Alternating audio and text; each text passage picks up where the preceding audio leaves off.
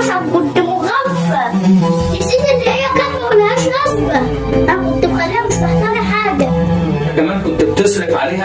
والله تستاهل اللي حصل لك يا عم. عندك حق والله يا بابا، حتى ما بنامش بسببها.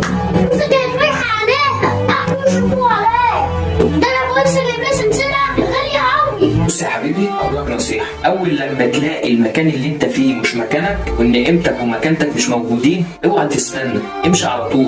اهم شيء كرامتك ومكانتك لازم تحافظ عليهم. لو حافظت عليهم صدقني هتلاقي كل حاجه تحت رجلك، ولو ما حافظتش عليهم هيبقى هو ده حالك طول حياتك يا حبيبي. قال كده بس يا وسط بالله عليك عشان مجروح يا حصتك يا ساجد.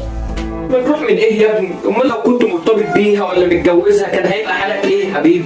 انت بتقول ايه يا بابا؟ جوازي وخطوبة ايه؟ من مين؟ انا عارف يا اخويا اللي انت بتتكلم عليها دي وانا كنت اعرفها يعني.